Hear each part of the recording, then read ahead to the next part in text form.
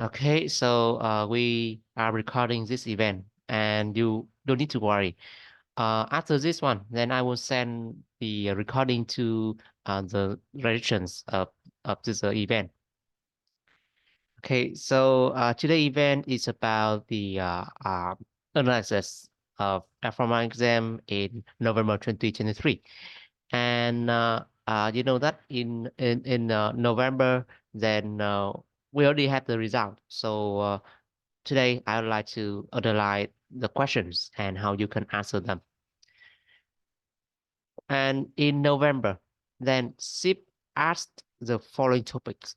Particularly, then I don't have specific question. Instead, I can only refer them as general topic, and each question will have a topic. First, question number one. It is about the analysis of the added value of fried rice in procurement. This one, the topics here I collect from my student who sit the exam in November, and they can recall that. So I can only refer them as the topic and not the question specifically. However, then with this topic, then I believe that with my instruction here, then you can improve or you can apply my suggestion in your answer. Okay, and I will suggest the way that you can make your answer uh, become fullest and the best for the assessor. All right, so the first question, question number one, it is about the fried rice in procurement. Or actually, then they often ask you about analyzing the fried rice in the procurement. Okay, the added value of fried rice in procurement. The second question is about e-catalog. E-catalog. Third question is about conflict of interest. And the fourth question is about the third sector organization. Okay, you can download the PM report. Actually, it's not very helpful at the moment, but anyway, then it also suggests on the comment word of previous exam. Okay, I download that and it is on my computer. Okay, I can open it from download. This one.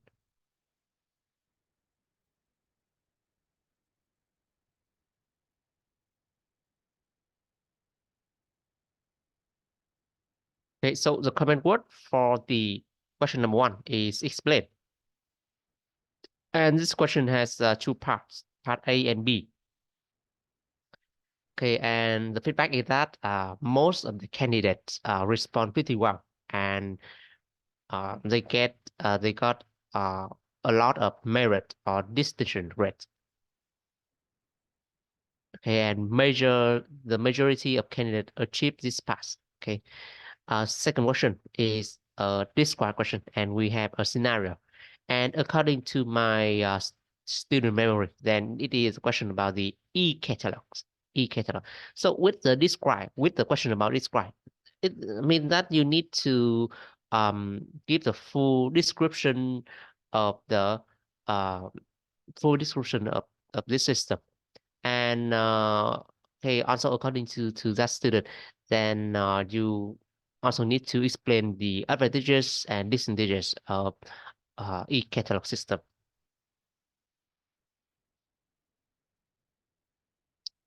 And please remember to relate your answer to the content of the case study. Okay, the big note here. Question number three is explain. Okay, we have explain, describe, and then explain again. And it also has two parts. And in the uh, okay, in this question, then they don't suggest specifically which area to ask, but they just give you a general description like this. It has two parts and a comment word like this. But in fact, then according to my student, then this is a question about the conflict of interest and how to address them. And finally, also an explain question.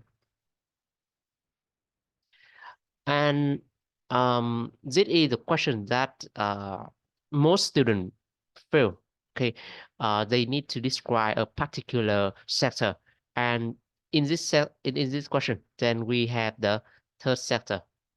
We have third sector organization. Uh, Whenever the question come about the third sector or public sector organization, then the performance tend to be weaker, while the question on private sector tend to be answer better. Okay, so you can see that most students will be quite weak at the question number 4, and in fact, then I can observe from my students. Then also question number 4 is their weakness, and they need to improve that a lot, especially when it comes to the third sector or the public sector. Okay, so I don't let you wait anymore. I will explain how you can write the answer, how you can approach the answer in this kind of exam. Okay, first with question number 1 about fried rice. And the fried rice, the topic about fried rice is the most common one that you can see in question number 1 of L4M1. Okay, the most common one in question number 1. And with the fried rice, then mostly they can ask you with or without a scenario. If it is with a scenario, then you just describe the fried rice and then give the example. But if we have a scenario, then we refer the added value of fried rice by taking the example from scenario. Okay, that's it. And with the fried rice, then to give the fullest answer, most complete answer, then you need to pay attention. You need to pay attention to the following point. First, okay, with each write, then you write about the objective of that write. Okay, what should be achieved in that write. Okay, so with the right quality, or for example, with the right quality, then we need to ensure that the product or service we purchase is fit for purpose. Fit for purpose. Okay, that is the objective of the write. Okay, second, then you can talk about the added value, or in other words, the benefits of achieving the right. Like it can ensure that we have the um, okay, workable solution. Our product is fit for purpose. We have satisfied customer and so on. And then you can discuss about the risk or losses of not achieving the right. Okay, without achieving the right quality, for example, then we can have dissatisfied customers. We can have the we may need to incur extra costs to rebuy or to correct the situation. So that is a risk or the loss. Similarly, then you can also write the same thing with other rights, Okay, so with this structure, then your answer will be pretty long, actually, will be pretty long. And the thing is, FireEye tend to be easier. FireEye tend to be very familiar to uh, many CIPS students. So they tend to spend much time on this, and this should be avoided. Okay, with L4M1 or an L4M8, then the question should have equal time. Each question should have equal time for writing. So you have 180 minutes for the whole exam. Then you should allocate only 45 minutes for each question, no matter how hard or how easy they are. Okay, especially when you don't have the time management skill, then when it comes to the question number 4, then you lack the time to finish. You lack the time to finish, and therefore the performance in question number 4 tend to be the weakest. So you should allocate your time accordingly, okay, and not overspending on one particular question, even though it is easy and you want to get some extra point. So to do that, then you need to have a plan. Okay, you need to have a plan. You need to have like an outline of your answer. Okay, so with the FireEye, first the introduction, second each write. Okay, maybe the order can be on your own. Okay, first write quality, write quantity, right time, right place, and right price.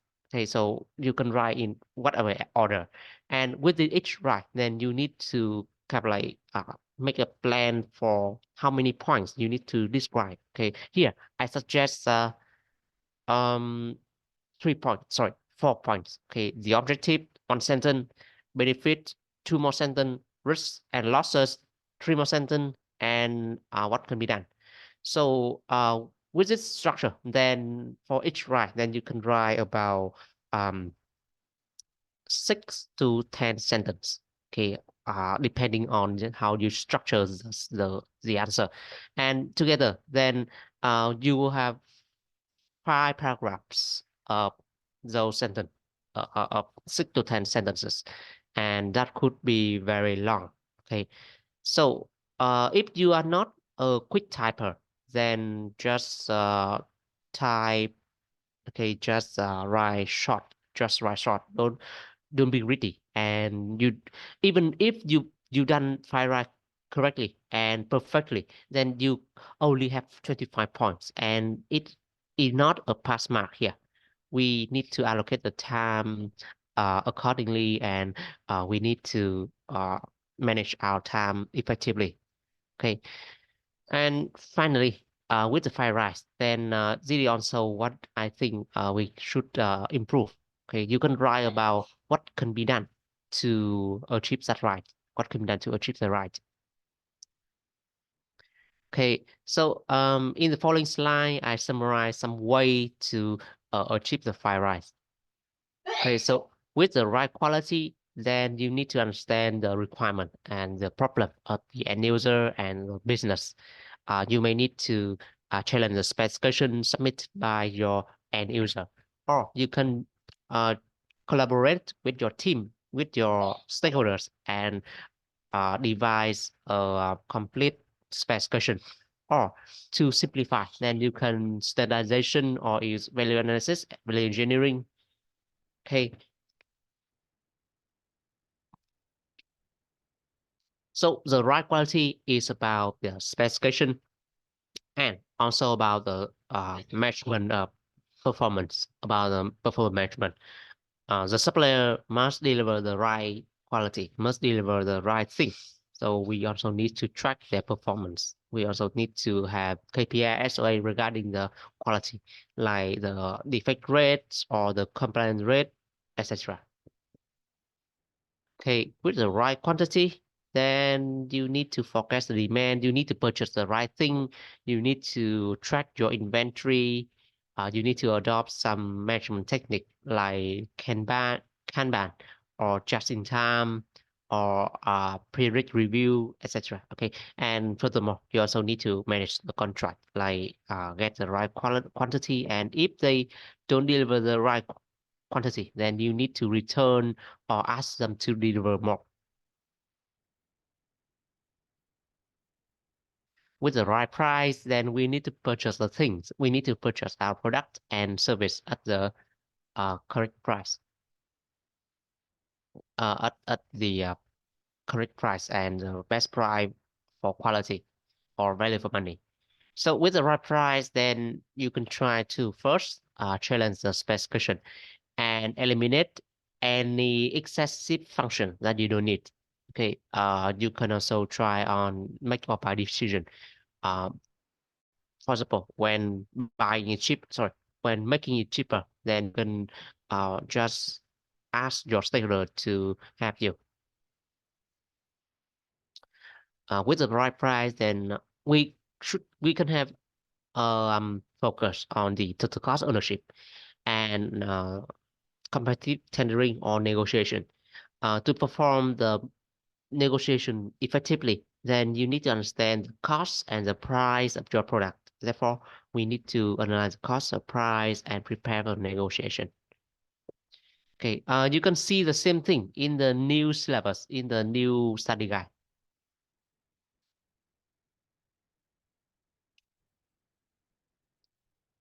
Okay, and finally, right time and right place. I tend to mix them together because their requirements are pretty similar. Are pretty similar. Okay, they need the product or service should be delivered at the right time, at the right place, and it's all about the communication. You need to communicate you need to communicate with the supplier clearly and specifically. Okay, where do you want to get your delivery and when do you want to do that? Okay, so you need to have clear, specific communication with your suppliers. Okay, and with the right time, right place to ensure the conformance to a lead time, then it is important to evaluate your supplier capacity. Okay, so with enough capacity, then they can deliver to you with relatively short time. And this right also depends on the contract management. As long as the supplier is okay, as long as the supplier get the right consequences of their bad behavior, like they deliver late or deliver to the wrong place, then they will notice about their performance and they will improve. So contract management plays an important role in managing right time, right place, right quality, and right quantity. Okay, so this is the thing. We need to manage the contract, tracking their performance by using KPI, SLA, and report them, and also have some kind of penalty or liquidated damage for them. So with this kind of measurement, then the supplier will be aware of their performance, and they may try to avoid any consequences next time. Okay, that is right time, right place. Okay, and that is about the question about fried rice. Question about fried rice. You can see that it is very basic. Most people can achieve that. Most people can achieve a pass, and we have many answers with merit or distinction rate. But um, I think that we should rise our standard here, and we should have something more structured, something more, uh, something better. So I suggest my structure, and depending on your situation, then you can use your own expression and make it your unique writing. However, here, then I just introduce some of my ideas so that you can implement in your answer.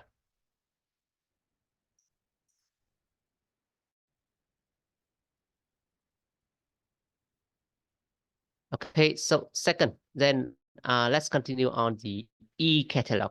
The e-catalog. E-catalog is an electronic system where we can look at the catalog online or on the computer. And the catalog here, it means kind of like a list of product, a list product, and with the detailed specification and parameters, so that we can um, place the order based on these catalog and product. And with an advanced P2P system,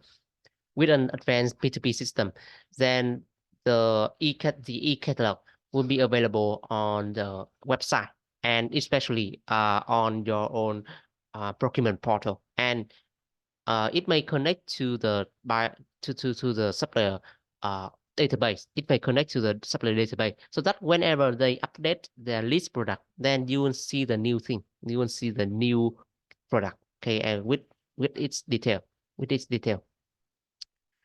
All right. So with e-catalog, then that is description. You can take the example from your experience, but in fact, it just look like an e-marketplace or an e-commerce website where you can search for the product and look at its picture and also read the description.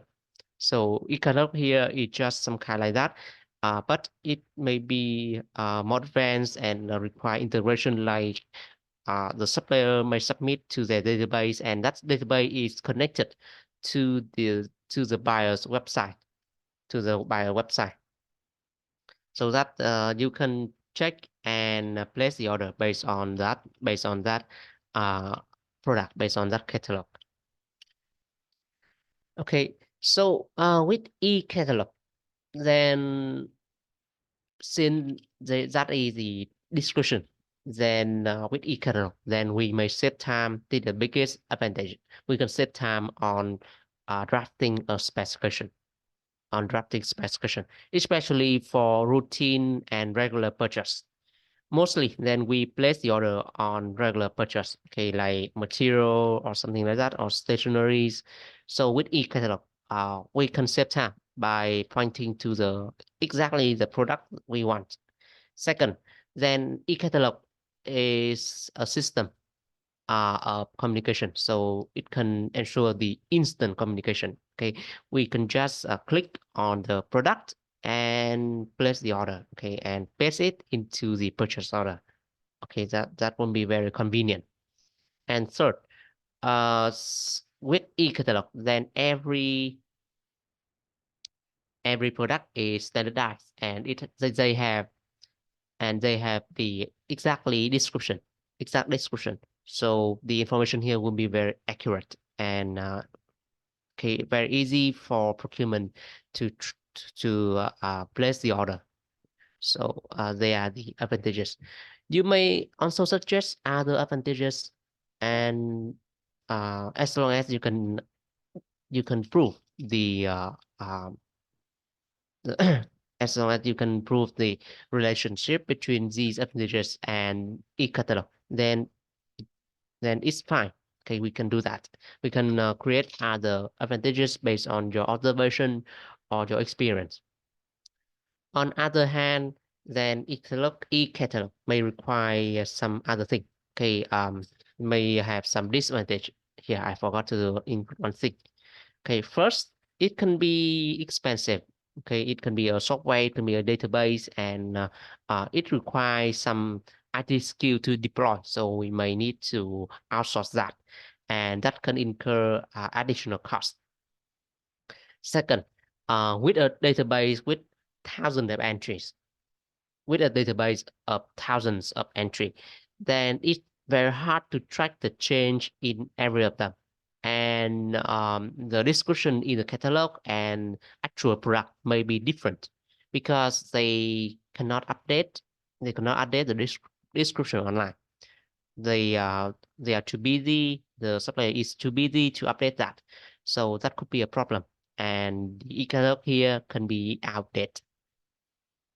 And with any any electronic system, then we always have the security concern, security risk.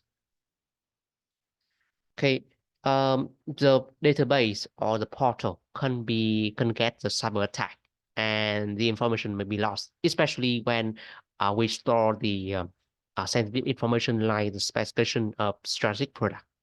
Okay, so that could be a risk, and you may risk losing your intellectual property, and that can be a problem with any electronic system.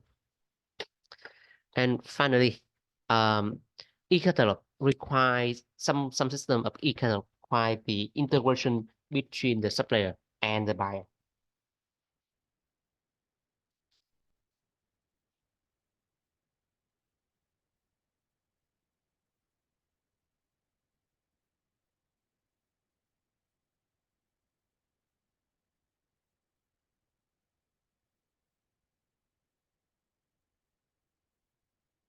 All right. During this, then I received a question from George Banda. Okay, so what is a common example of e-catalog? Actually, then e-catalog is kind of like tailor-made. So it's very hard to say an example. But in my experience, then I remember that with a procurement system, then for example, ERP, then you will have a section for the purchase order. And within the purchase order, within that section, then you can search for the product that you have purchased in the past or the product that is connected from the supplier. So, and you can select the product from that. And that is an example of e-catalog. Okay, you will see within the ERP system, then you will see a list product you want to purchase, and is kind of like an e-catalog.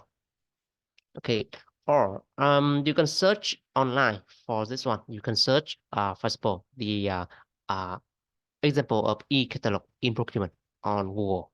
Okay, and it will return the result and some screenshot of the system. Uh, Nevertheless, then you need to prepare about this and other electronic system.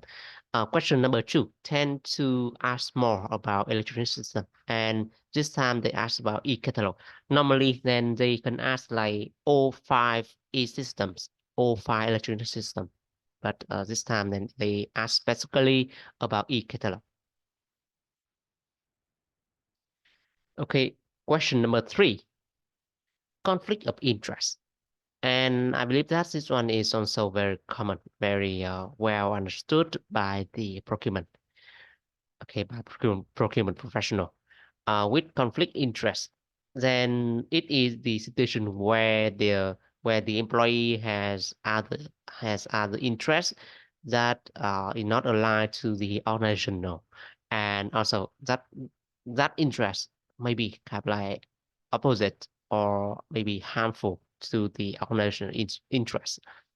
Uh, some common case, especially in procurement, may be like you may contract um contract a supplier based on your knowledge of them, based on your relationship with their owner, rather than based on their competency or other criteria.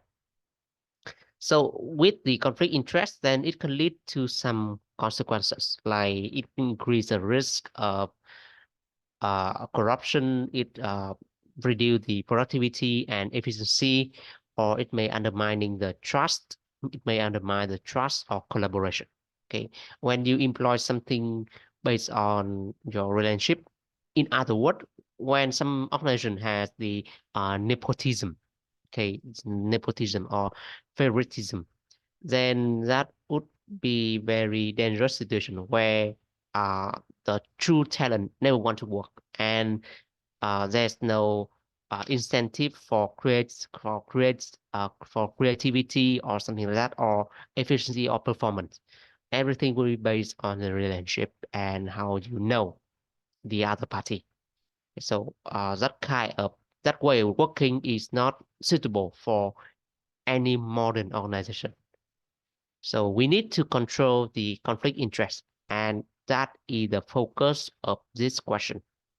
Okay, when you answer this question, like they ask about describe some methods to control or to address the conflict interest, then first you still need to discuss about uh, what is conflict interest and why we need to do that. Okay, you can talk about the consequences of conflict interest like this. So I introduce them here.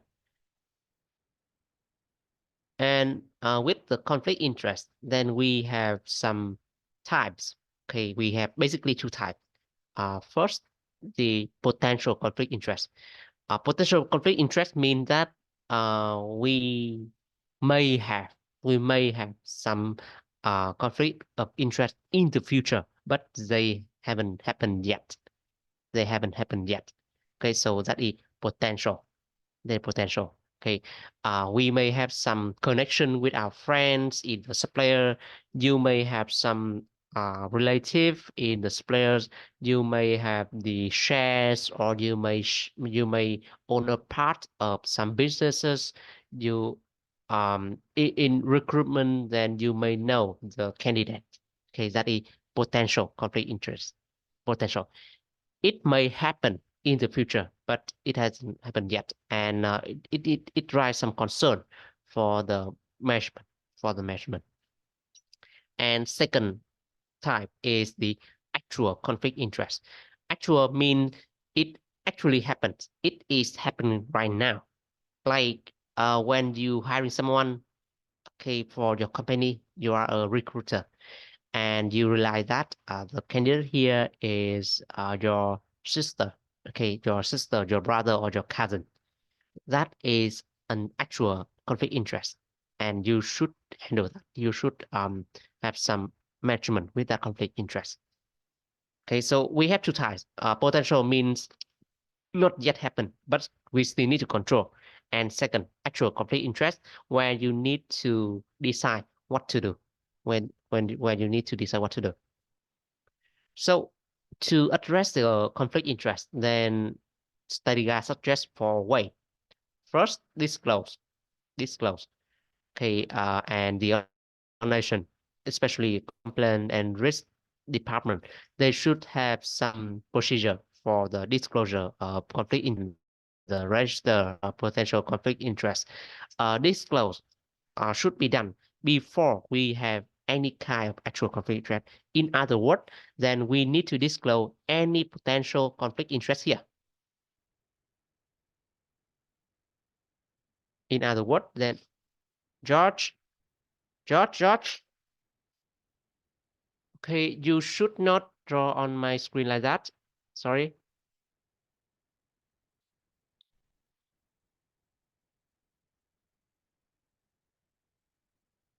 All right. So, with the conflict interest, then we have two types, and the disclose should be done with the potential. Should be done with the potential conflict interest. Okay. We need to disclose any of our potential conflict interest, like do you have any relative working in the suppliers or some, or do you have any shares in the supplier or some competitor of the company? Okay, we should disclose that. All right. Second, then when you have the actual conflict interest, then we should distance ourselves from situation. It means that when you see a supplier with your relative or with your share in that, then you should never okay make the decision here. Okay, you should distance yourself from situation. Okay, third way is delegate. Delegate means you can assign some other person to do the job for you. You can assign some other person to do the job for you. And finally, the disassociate yourself from situation. Okay, I mean, like, okay, it's very close to the distance. You should get away from that situation.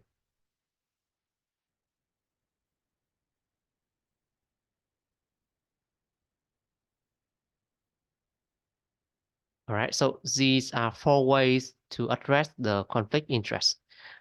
In fact, then according to my observation, then in November 2023, then this was the first time we have a question in conflict interest for like 3 or 4 years already. So you can see that the questions come very randomly and we never know what may come. Okay, with the new syllabus, with L4M1, then I don't see any big change, but we may have some potential new questions. Okay, but that will be discussed in another event today. Then um, we just focus on November question. All right, that is question number 3. Focus on the address, how to address the conflict interest and how you can control. And you may give the example from your organization where they have the policy for conflict interest.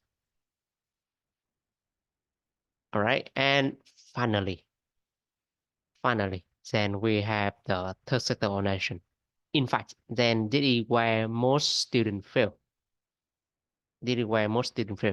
And we need to be very careful when you write about this. The problem is that maybe most of you may work in public and private, and very few CIPS students are working in third sector. But maybe this is the thing that they want to make the exam more challenging by asking a lot of third sector in recent exam. All right. Recently, I see that they tend to avoid asking about private sector, but they prefer to ask about public and third sector. Okay, so be careful with that. And even with the question on the private sector, then the performance tend to be weak because they did the fourth question. You don't have enough time for this. It is a problem of time measurement. And second, then they tend to ask some corners. Okay, It is also the final chapter, and many students may be like skimming the book just before the exam, so they cannot recall anything from this chapter. It is at the final, so it can be very hard to notice. All right. With the third sector organization, then they tend to ask you something like the objectives of the third sector and how they can impact on procurement activity. Or they can ask you about the characteristic or the features of the third sector organization and their implications on procurement activities.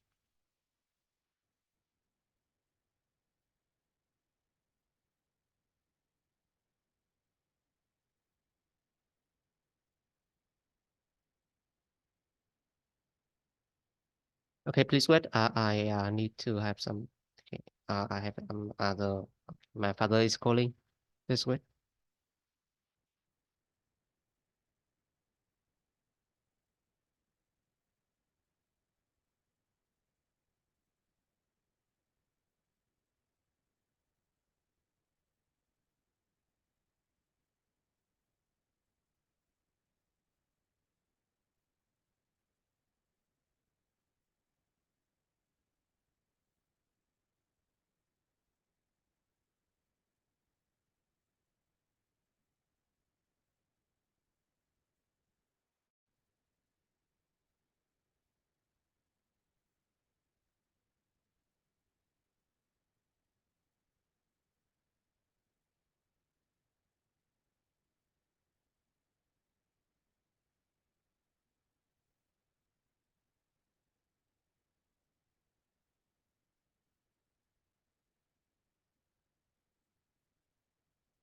All right, let's continue.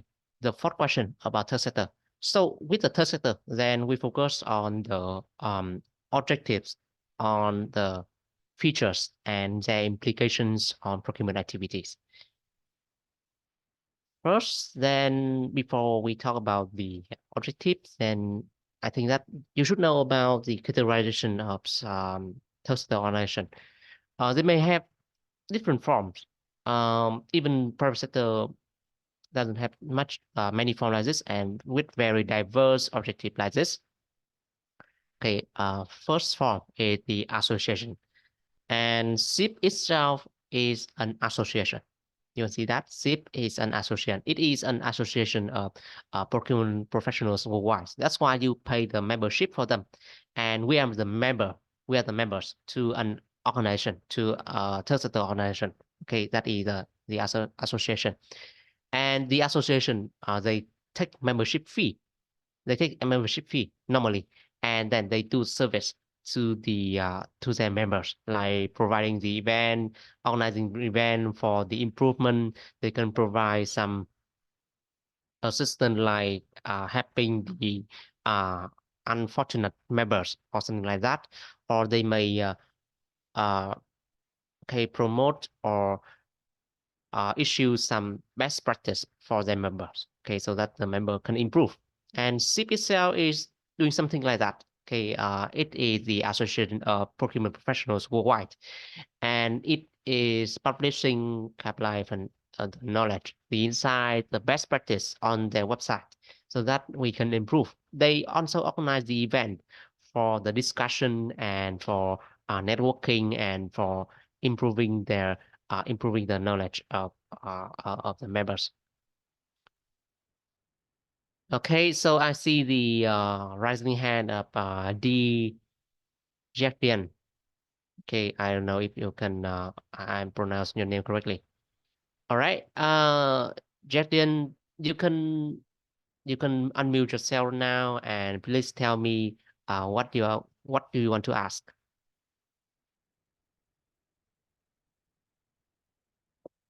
Hello, you can unmute and ask me directly.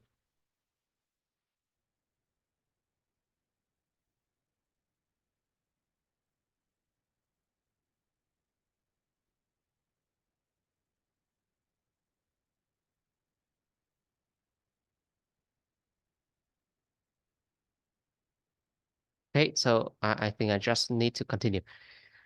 The second type of third sector is the charity, and you know that charity very obviously, okay, like the church, like something like the Greenpeace, they are a charity. They get the donation from the donors, from uh, philanthropists, and they distribute the donation to people in with less disadvantaged people, like the people with disabilities, or the people or the um, ethnic minority women, okay, or disadvantaged children, or often often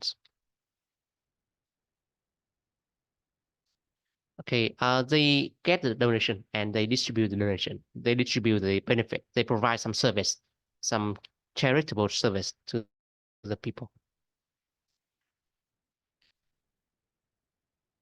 This way.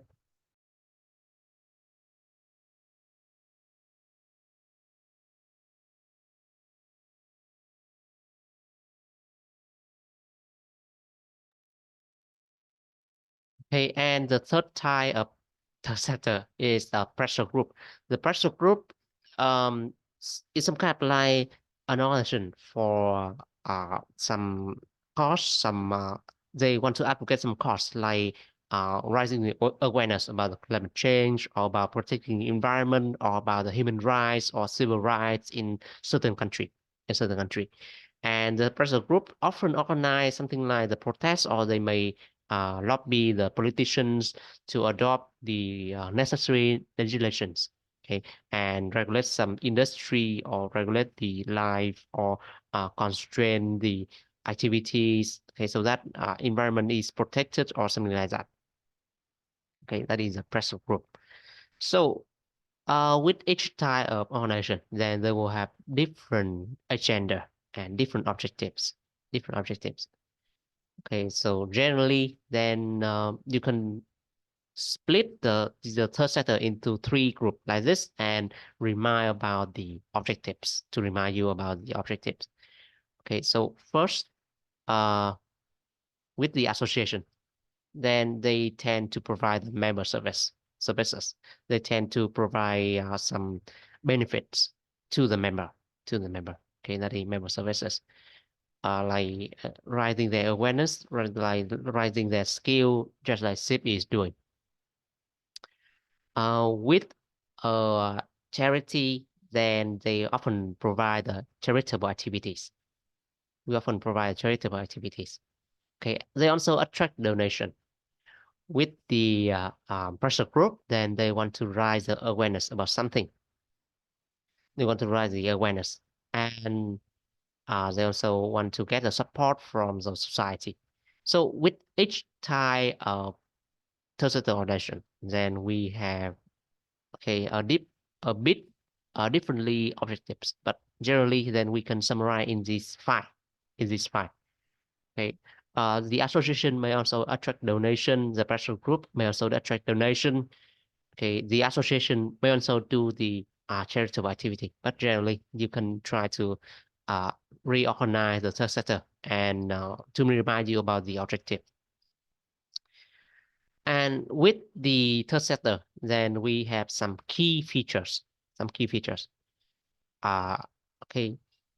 So with the third sector, then obviously they have the regulations, just like with the public and the private sector. And in UK, then this regulation is known as the Charity Act. The Charity Act. It is some kind of like requirement or the procedure for a charity to form, and some condition on their operation. Under these regulations, then the third sector organization had the uh, responsibility. They have the duty to publish and to take their public accountability, because they want to attract donation. Then they need to be transparent on how they spend those donations. And finally, then they have some requirement on the finance. Okay, for example, on the expense, then mostly they must spend most of their income, most of budget on the charitable activity, or they must not pay their profit. They must not pay their excessive budget to the shareholder, or to the trustees. to the trustees. So the profit here must be reinvested on the charitable activity or on their purpose, on their activity.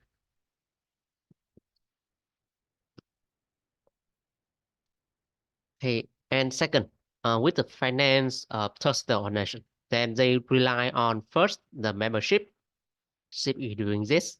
Second, the donation. Okay, most of charity. Third, they may offer some goods and services. You can imagine about the local church. You can imagine about the local church or the local temple where they can sell something like the cake.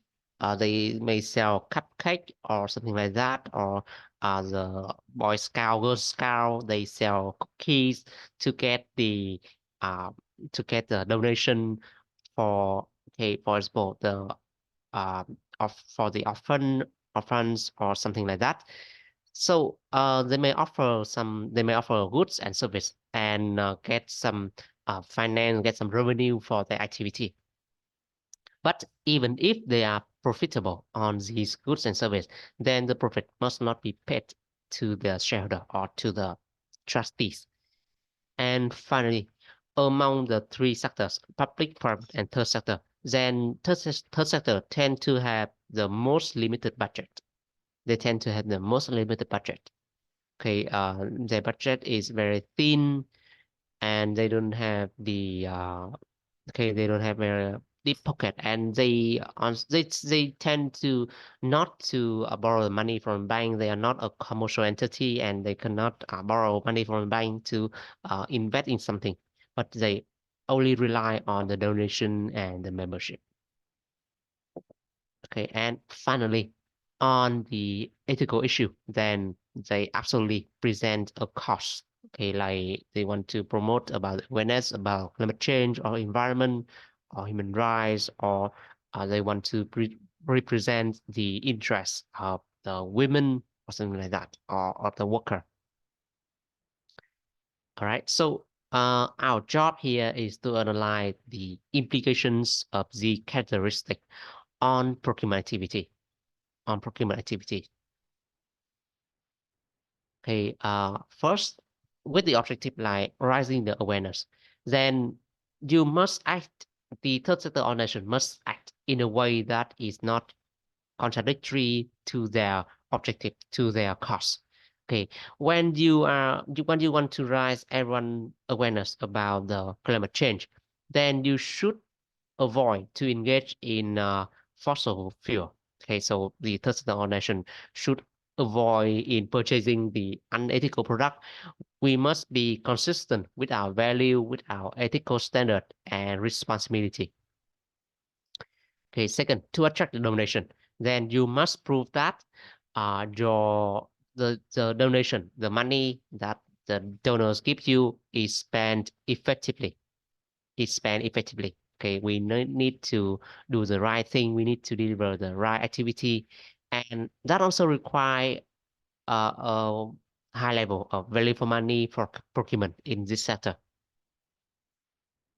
Okay, the third characteristic, donation is major source of income, in major source of revenue.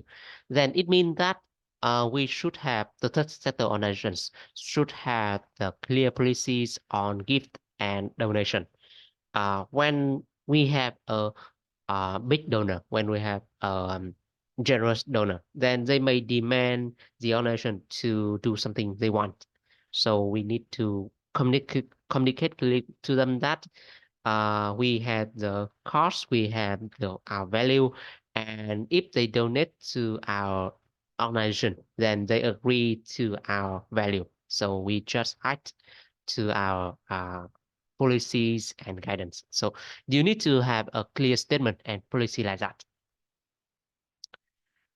With a limited budget, then again, procurement in tertiary organization must be efficient. They must deliver the best value for money. And with the public accountability, then we need to ensure about the transparent process, about the equal opportunity, and we must document every step in the tendering or in purchasing process, in purchasing process. Okay, so these are some characteristics and the impact on procurement. And if you can write this thing, then absolutely you will not fail this question. And the thing is, most people tend to perform weaker in this question. So I don't want you to make the same mistake. You should be aware of this, and you should prepare for every possible question in chapter 4. It tend to be the chapter where student to be the weakest.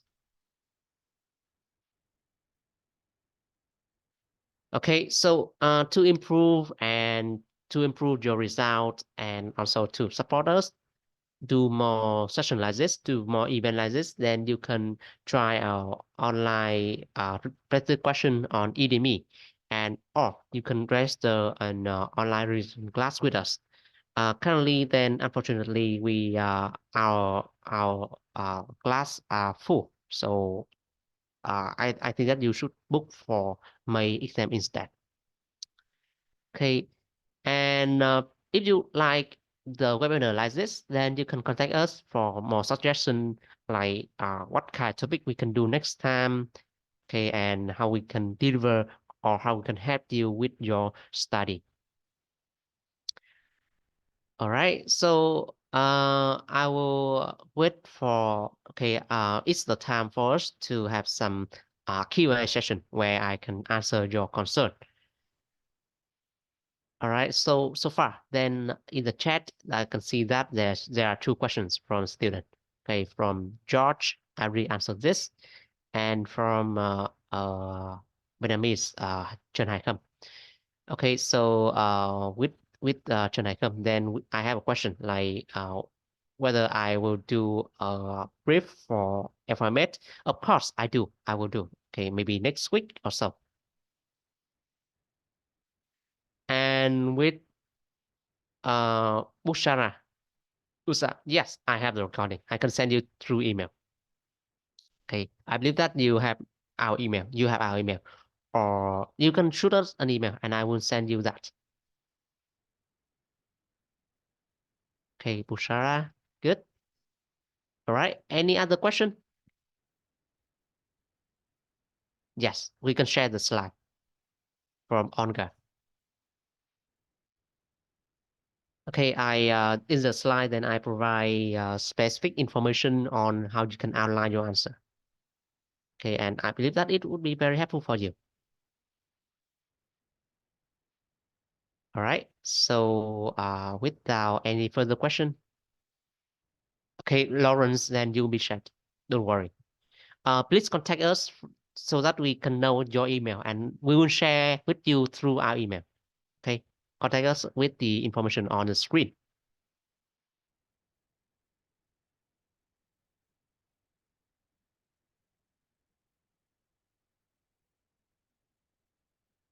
All right. So if you don't have any further question, then I think we can conclude our debrief here, our webinar here.